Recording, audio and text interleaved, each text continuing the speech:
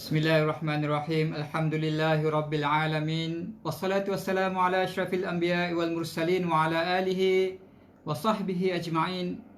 Alhamdulillah, kita memanjatkan kesyukuran kehadirat Allah Subhanahu wa taala, Tuhan yang mencipta dan menjadikan kita sebagai seorang khalifah. Salawat dan salam ke atas junjungan besar Muhammad sallallahu alaihi wasallam yang merupakan panduan, teladan, qudwah hasanah, pemimpin nombor satu, ikutan yang paling unggul dan paling ulung yang perlu kita jadikan teladan, terutamanya untuk generasi muda pada akhir zaman hari ini. Hadirin hadirat, cuba kita renungkan dan pejamkan mata sebentar. Pejamkan mata dan cuba bayangkan satu karakter ataupun ciri kepimpinan yang kita rasa perlu dan paling penting ada pada seorang pemimpin. Setiap orang akan membayangkan sesuatu, karakter, ciri ataupun kekuatan, kualiti yang ada pada seorang pemimpin mengikut definisi masing-masing. Saya nak bagi tahu, semua karakter dan ciri tersebut sudah tentu dan pasti ada pada diri Rasulullah sallallahu alaihi wasallam sebagai seorang pemimpin agung, bukan sahaja kepada umat Islam tetapi kepada seluruh umat manusia. Bila saya pejam mata tadi, pada definisi saya, pemimpin ini perlulah seorang yang berani. Kita ambil satu sampel. Bagaimana sifat berani pada Rasulullah SAW. Dalam satu hadis yang diriwayatkan oleh Al-Bukhari daripada Anas bin Malik, dikatakan apabila Rasulullah menyertai mana-mana peperangan, Rasulullah sentiasa berada di bahagian depan. Apabila perang sudah semakin hebat, berkecamuk, sudah semakin klimaks dan mencapai kemuncak, para sahabat semua dia akan mengelilingi Nabi, berlindung dan seolah-olah menyorok dan menyelindungkan diri di sebalik Nabi. Dan Anas kata apa? Anas kata tidak ada manusia yang paling rapat dan paling dekat dengan musuh dalam peperangan yang mereka sertai melainkan Nabi. Nabi ni adalah orang yang paling rapat dengan musuh, paling berani. Dia merupakan panglima tentera Islam, pemimpin, ketua. Dan dalam peperangan, Nabi berada di barisan hadapan sekali. Bukan macam hari ni. Hari ni kita tengok panglima-panglima perang ni, dia duduk kat markas, dia duduk kat headquarters dia, tempat mengatur strategi di dalam bilik yang berhawa dingin. Kan, dia make a call, dia buat panggilan telefon, mengarahkan tentera pergi serang, tembak. Tapi dia duduk dalam bilik tu. Tapi Nabi ni sebagai seorang pemimpin yang kita harus jadikan sebagai teladan, berada di barisan paling hadapan. Dan sahabat kata Nabi ni paling dekat dengan musuh. Itu yang pertama. Yang kedua, saya nak bawa satu kisah. Ketika di Madinah, satu malam yang sunyi, terdengar satu dentuman, bunyi yang sangat kuat. Ini hadis yang diriwayatkan oleh Bukhari Muslim, hadis sahih. Jadi semua penduduk Madinah ketika itu gempar dan semua tertanya-tanya, ni bunyi apa ni kan? Jadi mereka terus keluar untuk melihat apa sebenarnya yang terjadi. Bila ramai-ramai keluar, rupa-rupanya Nabi Muhammad sallallahu alaihi wasallam naik kuda dengan pedang dan dah kembali. Dia kata, tak ada apa-apa, masuk kemas semua, tak ada apa-apa. Maksudnya Rasulullah SAW adalah orang pertama yang pergi, tengok tak ada apa-apa dan memberikan keyakinan kepada semua penduduk Madinah, suasana selamat. Inilah ciri kepimpinan yang paling penting, berani. Ini ada pada Nabi. Dan kita akan melihat ciri yang sama, dan kita akan melihat ciri-ciri karakter yang lain juga yang perlu ada pada seorang pemimpin, pada Nabi dan diri para rasul-rasul yang lain. Semua kisah-kisah ni kita dapat dari mana, tuan-tuan? Kita dapat daripada Al-Quranul Karim. Al-Quran menceritakan pelbagai kisah para rasul dan para nabi. Dan juga kisah-kisah lain yang bukan daripada golongan nabi dan para rasul, sebagai contoh Maryam, kisah pemuda Kahfi, pemuda gua, kemudian kisah pemilik kebun dalam surah Kahfi, Dan kisah Luqman sebagai contoh bukan Nabi dan bukan Rasul, tetapi dikisahkan juga penceritaan mereka dalam Quran. Ini yang kita nak ambil iktibar. Hari ini apa yang berlaku? Kita nampak kepimpinan ni yang hebat siapa? Barat. Sebab apa? Sebab kita tonton televisyen, kita nampak Barat. Kita buka YouTube, kita nampak Barat. Kita baca buku, kita nampak Barat. Dan kita lihat siapa yang menguasai dunia hari ini, kita nampak Barat juga. Jadi kita rasa Barat ataupun orang kafir ini hebat kepimpinan mereka. Dan itu bukan satu yang salah, sebab hari ini umat Islam adalah umat yang kalah. Kita merupakan satu kuasa dunia satu ketika dulu, kemudian jatuh dan kalah. Semua kualiti-kualiti kepimpinan dan kehebatan Islam ini dicuri, diambil, dipackagkan semula oleh musuh dan dipasarkan sebagai produk mereka. Jadi hari ini yang kita nampak yang hebat dalam kepimpinan, dalam definisi kita, saya akan terangkan nanti apa yang kita perlu faham pasal kepimpinan dan kaitan dengan Al-Quran. Kita nampak Barat lah. Barat lah yang paling hebat tentang kepimpinan, sebab Islam hari ini jatuh dan kalah. Islam adalah bangsa, adalah agama yang kalah pada hari ini. Saya cerita pengalaman saya. Saya banyak terlibat dengan pembacaan. Saya minat baca bahan-bahan motivasi dan kepimpinan, tulisan sarjana-sarjana barat motivator yang terhebat di peringkat dunia. Tony Robbins, John C. Maxwell, kemudian Stephen Covey, Robin Sharma dan sebagainya, nama-nama yang kita rasa kagum tulisan-tulisan mereka dan video-video kepimpinan mereka.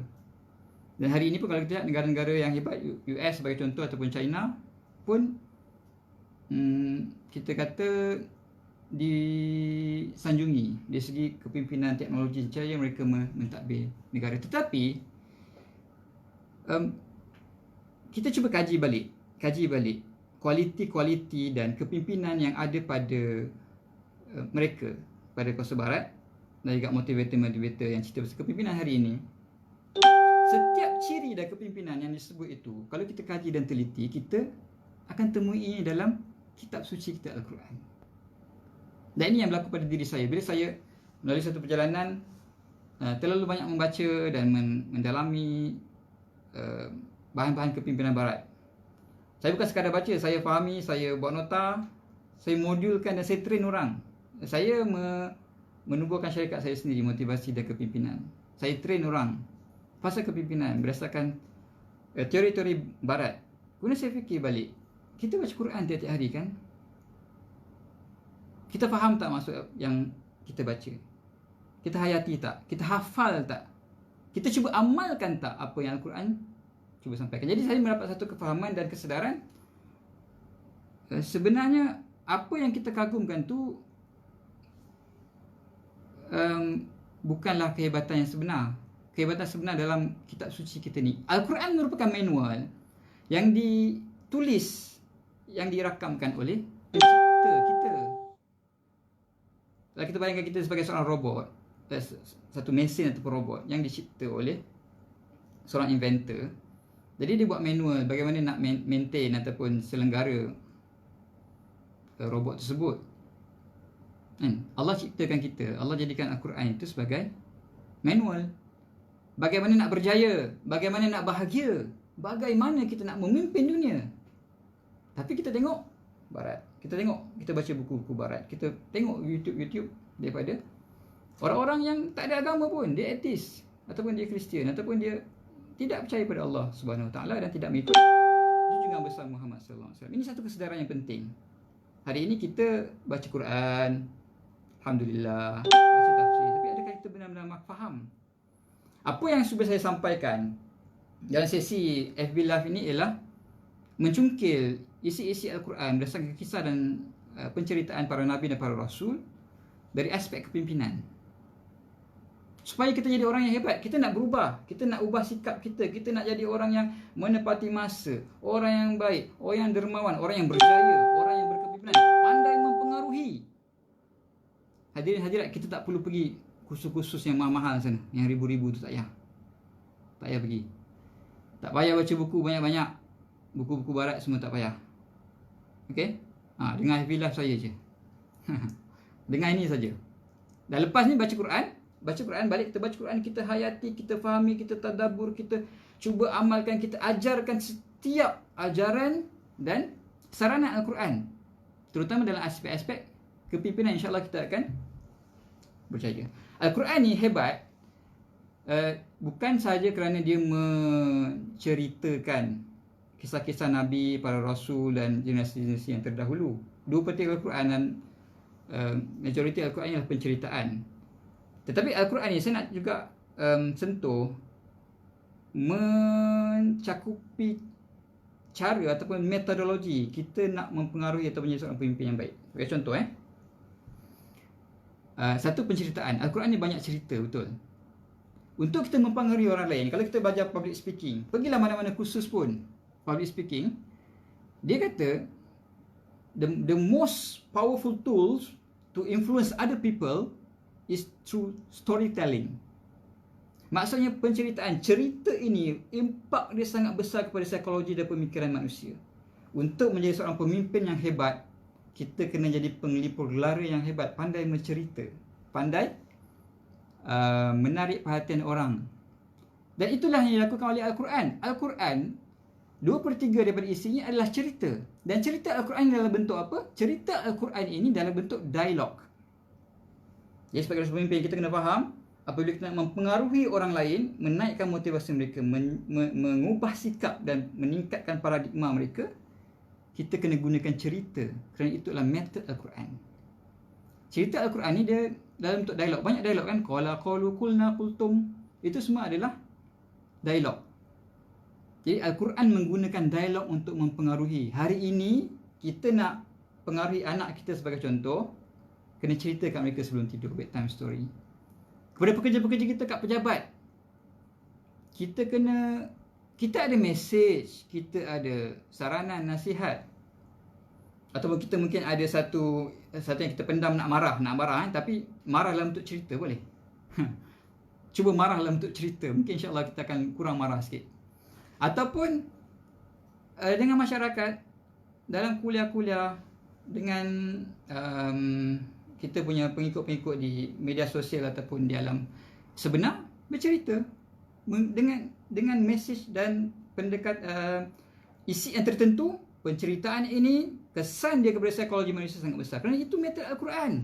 Itu adalah metod Al-Quran, bukan Barat yang ajar. Kita baca daripada Barat sebab kita tak tengok Al-Quran. Al-Quran sendiri cerita.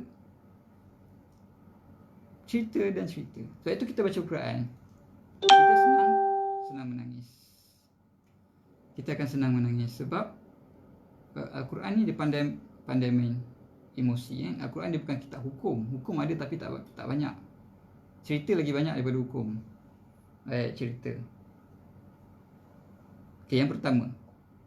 Itu yang pertama. Yang kedua, saya nak cerita, Al-Quran ni bila dia nak menyampaikan sesuatu, dia menggunakan teknik yang kita katakan sebagai association. Maksudnya kita mengaitkan sesuatu. Sama juga, seorang pemimpin, tugas pemimpin ni apa? Pemimpin dia, tugas dia nak mempengaruhi orang, membangun kepasukan untuk mencapai suatu misi dan visi. Jadi kita kena ada kekuatan mesej. Kita nak sampaikan apa kita nak buat ni, bos. Kan, bos, kita nak buat apa ni, bos, datang ramai-ramai ni. Jadi pemimpin sebagai bos, dia tahu nak meningkatkan dan menggerakkan keseluruhan ahli pasukan dia mencapai suatu matlamat. Kita tengok metode Al-Quran. Al-Quran dia menggunakan kaedah association. Maksud dia kena hubung kait. Orang dia takkan tertarik kepada sesuatu kalau benda tak ada kena-mengena dengan dia. Ataupun dia tak boleh relate dengan diri dia, kepentingan diri dia, ataupun apa yang berada di sekeliling sekitar dia. Dalam Al-Quran, apabila Allah bersumpah dengan sesuatu yang masyarakat Arab jahiliah ketika itu, di mana tempat dan ketika Al-Quran diturunkan, mereka boleh nampak dan boleh faham. Mereka boleh kaitkan. Wadduha, dia boleh nampak waktu duha. Wal-lail, dia boleh nampak malam. Wan-najmi iza hawa, dia boleh nampak bintang. Wat-tin waz-zaitun, dia boleh nampak buah tin. Kan, buah zaitun. Dia nampak. Jadi semua benda yang Allah sebut dan Allah bersumpah dengannya dalam Quran ni, orang zaman ketika itu, orang Arab ketika itu dia boleh nampak dan boleh relate. Itu yang saya maksudkan association, hubung kait. Allah, dan kalau tengok Al-Quran, semua binatang-binatang yang ada dalam Quran, yang disebut dalam Al-Quran, binatang-binatang yang boleh didapati ketika zaman tu di tanah Arab. Dan begitu juga dengan buah. Semua buah-buah yang Allah sebut dan dinukilkan dalam Quran, semua buah-buah tu ada dan boleh dijumpai di sana ketika itu. Sebab apa? Sebab association, hubung kait. Allah takkan sebut sesuatu yang orang tak boleh relate. Allah tak sebut demi buah rambutan sebagai contoh, atau demi durian. Durian, orang Arab waktu tu mungkin dia tak tahu durian tu apa. Jadi bila Allah sebut durian, jadi dia tak boleh relate. Dia tak boleh hubungkan dengan diri dia. Sesuatu yang kita tak boleh connect, tak boleh hubungkan, jadi orang tak akan ambil kisah. Nampak tak? Bagaimana Al-Quran menarik perhatian. Allah tak bersumpah dengan nama kangaroo sebagai contoh. Sebab kangaroo tak ada di Arab pada zaman ketika Al-Quran diturunkan. Kan? Tapi lembu ada, labah-labah ada, lebah ada, nyamuk ada, lalat ada. Jadi Al-Quran ceritakan benda yang boleh dikaitkan. Kita hari ini pemimpin, tak kisah dengan anak-anak ataupun dengan rakan sekerja, dengan kita punya pekerja, dengan masyarakat, ataupun kita kalau berada di kepimpinan lebih tinggi, bagaimana kita nak mempengaruhi orang, kita cerita benda yang dia boleh relate. Sebab itu Perdana Menteri baru ni, Tan Sri Muhyiddin Yassin, dia cerita pasal Cik Kiah kan? Cik Kiah ke Mak Kiah. Sebab masyarakat mudah nak relate dan faham. Itu pendekatan yang baik. Itulah pendekatan Al-Quran, hubung kait. Yang kedua ialah repetition, iaitu pengulangan. Al-Quran ni dia ulang berkali-kali.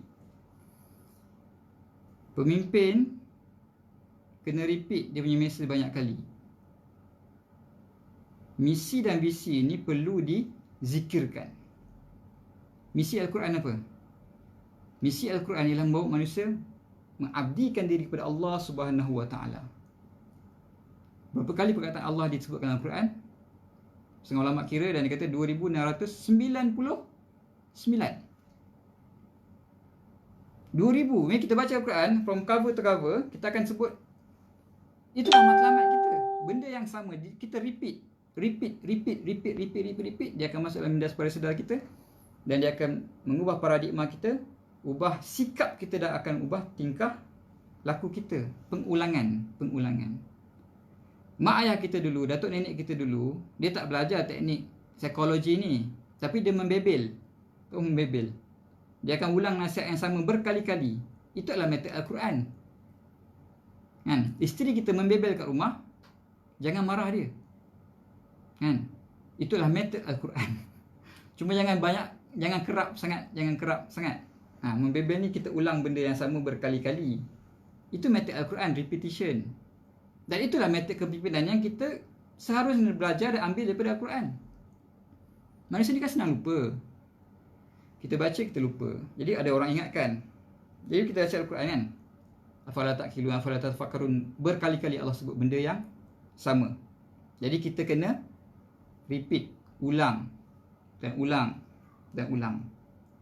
Yang ketiga ialah uniqueness ataupun keunikan. Al-Quran ni unik sebab bahasa Arab dia, ketinggian bahasa dan kesastraan, syair dan sebagainya. Kita nak aplikasikan bagaimana? Sebagai seorang pemimpin, kita kena ada keunikan juga. Maksudnya kita ada cara tersendiri nak mempengaruhi orang-orang di sekeliling kita. Kita ada kelebihan lah. Kalau kita sama macam orang lain, buat apa orang lantik kita jadi ketua, jadi pemimpin kan? Jadi pemimpin ni dia bukan by posisi, dia bukan posisi tapi dia adalah aksi. Kita mengambil peranan sebagai seorang pemimpin, tapi kita kena persiapkan diri kita. Kita kena baca lebih daripada orang lain. Kita kena korban lebih daripada orang lain. Kita kena tidur kurang yang lebih. Tidur kurang daripada orang lain supaya kita ada masa, hours yang lebih untuk buat kerja, untuk menyumbang dan untuk memainkan peranan dalam medan ataupun realiti yang kita hidup. Kita kena menyumbang lebih. Kita kena intelektual, kita kena lebih. kerajinan kita, kesungguhan kita. Menulis kena lebih, kan? Bercakap pun kena lebih, Facebook live pun kena lebih banding orang lain, baru kita ada keunikan. Kalau tak kata sama je macam aku, kan? Nak lagi rendah, kan? Ini kita biasa hadapi dalam senario politik. Saya buat contoh politik ni bukan politik kepartian, tapi kita mempertikaikan contoh menteri-menteri ataupun timbalan menteri yang dilantik sebelum ni ataupun yang terkini, sebab kita tak nampak keunikan pun ataupun kemampuan, kebolehan mereka, kemahiran mereka. Jadi ini adalah sikap semula jadi naluri manusia. Manusia ni memang dia nak bergantung satu pada orang yang dia percaya, dan orang yang dia nampak ada keunikan dan kelebihan yang lebih hebat daripada dia. Al-Quran turun pada zaman ketika masyarakat Arab Jahiliah ketika itu sangat hebat dan mahir dan fasih tentang syair. Sebagaimana sebelum ni, kalau kita tengok Nabi Isa, dia berada dalam masyarakat yang hebat pasal medicine, pasal perubatan. Jadi Allah beri mukjizat pada Nabi Isa. Dia boleh hidupkan orang yang mati, dia boleh sembuhkan orang yang buta.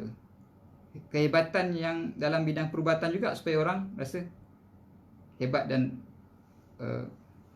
nampak kehebatan Allah SWT melalui Rasul yang diturunkan. Sama juga Nabi Musa. Nabi Musa dia hidup pada zaman Bani Israel ketika tu, dan masyarakat di Mesir, dia mahir sangat pasal sihir, magic, black magic dan sebagainya. Jadi Allah kurniakan Nabi Musa kelebihan dan mukjizat yang sama, iaitu kelebihan, tapi bukan magic lah, mukjizat yang boleh kalahkan sihir-sihir yang terkenal dan hebat ketika itu.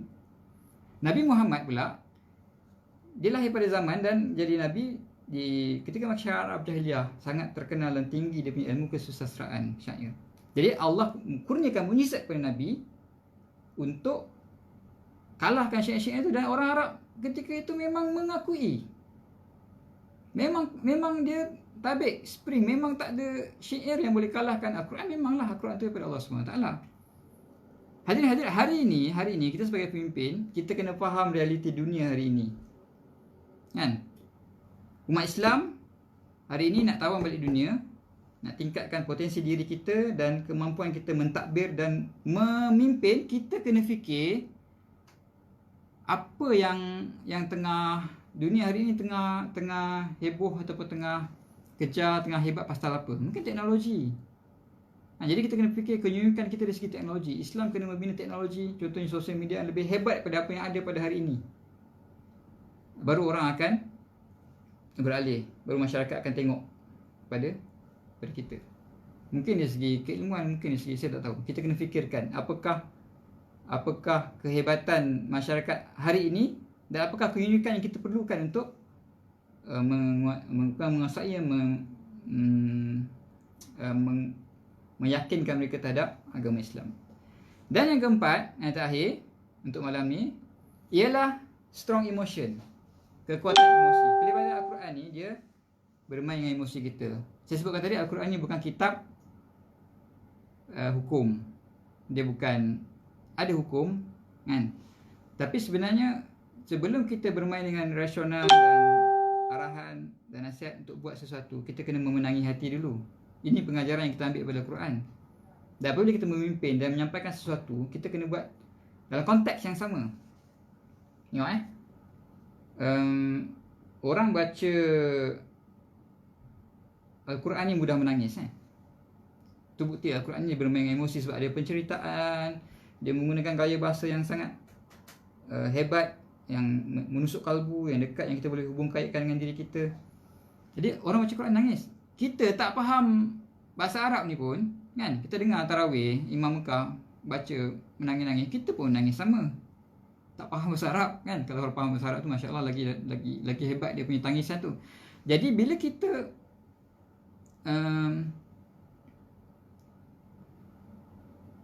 baca Al-Quran, kita terkesan.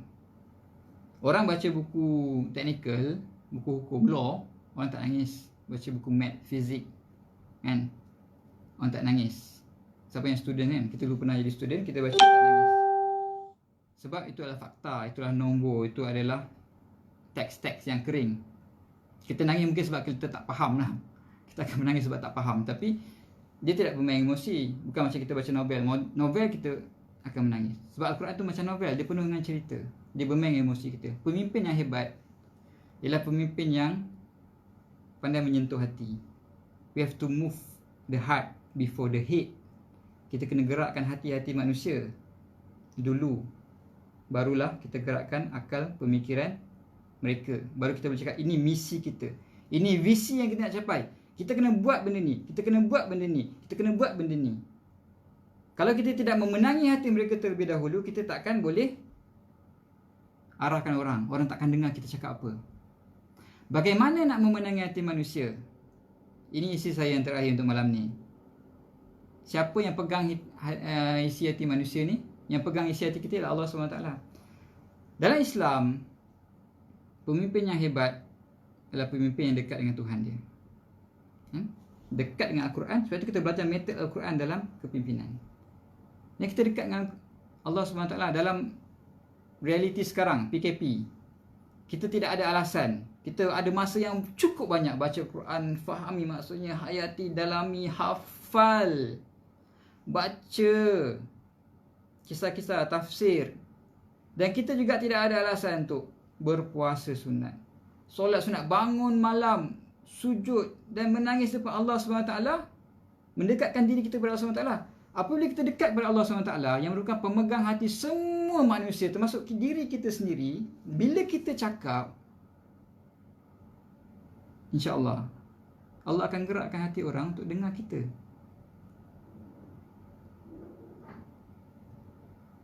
Bukannya teknik pengucapan awam, bukannya body language ataupun facial expression kita, tetapi hubungan kita dengan Allah. Ini kita kena percaya dan kena yakin. Ini adalah perkara yang paling penting. Ini adalah kualiti kepimpinan nombor 1. Ramai orang nampak kepimpinan itu dari segi secondary ataupun sekunder punya kualiti ataupun values. Kita kata kepimpinan tu, orang yang hebat memimpin tu apa? Oh, dia mesti pandai cakap, pandai buat lawak sikit-sikit, kan, menarik, orang rasa macam nak dengar lagi. Dia pandai berfikir kreatif, dia pandai merancang visi dan visi, dia berpenampilan menarik. Kemudian dia mesti pandai mempengaruhi orang, ada public relation yang bagus, PR. Hadirin hadirat, saya nak beritahu itu semua adalah secondary yang kedua. Yang primary, quality yang paling penting yang perlu ada pada seorang pemimpin ialah ni kat dalam ni. Ketundukan hati dia, keikhlasan dia, keimanan, ketakwaan, kepercayaan kepada Allah SWT dan hubungan dengan Allah SWT. Itu yang pertama. Ada benda ni, keikhlasan, keberanian. Keberanian, saya ceritakan contoh Nabi tadi, semua kat sini. Keberanian tu bukannya physical war. Keberanian tu kat sini. Orang yang pandai bersilat ataupun pandai gunakan senjata api, tapi penakut, jiwa dia penakut, jiwa dia tak ada mencapai fikir benda yang besar, dia akan tak mencapai benda-benda yang hebat. Kita kembali pada Allah SWT. Kembali pada benda yang asas dalam kehidupan kita. Benda yang wajib kita tambah dengan amalan-amalan yang sunat. Bersihkan jiwa kita, hati kita dengan Al-Quran, dengan puasa sunat, dengan zikir, dengan muhasabah, dengan mengingati mati. Kita bangun qiyamul lail, kita menangis dan sujud. Allah akan berikan, Allah akan buka kepada kita, Allah akan mudahkan kita untuk melakukan satu sumbangan yang besar kepada agama ini. Allah akan gerakkan hati-hati manusia untuk dengar cakap kita, tertarik dengan kita, mesej dakwah kita, atau apa saja kita cuba sampaikan. Dan itulah sebenarnya kualiti kepimpinan yang kita nak. InsyaAllah saya akan mencungkil ibrah ataupun pengajaran kepimpinan daripada Al-Quran melalui kisah para Nabi dan para Rasul, kisah peperangan Rasulullah sallallahu alaihi wasallam dan juga beberapa kisah-kisah yang lain secara bersiri insya-Allah dalam siri-siri Facebook live yang akan datang. Hari ini cuma mukadimah saja. Nak kasih hangat, nak kasih orang berminat. Okey. Saya tulis satu buku terbitan Tarbiyah Serentak, Bagaimana Menjadi Pemimpin, dan insyaAllah Facebook Live kita selepas ini akan berkisah tentang buku ni, kisah-kisah kepimpinan dalam Al-Quran yang perlu kita jadikan teladan dan sama-sama kita hayati dan teladani insyaAllah. Saya ucapkan jazakumullah khairan katsira kepada semua kerana mengikuti. Rasa macam sekejap masa berlalu tapi dah setengah jam. InsyaAllah kita akan berjumpa lagi dalam sesi-sesi akan datang. Wabillahi taufiq wal hidayah. Wassalamualaikum warahmatullahi wabarakatuh.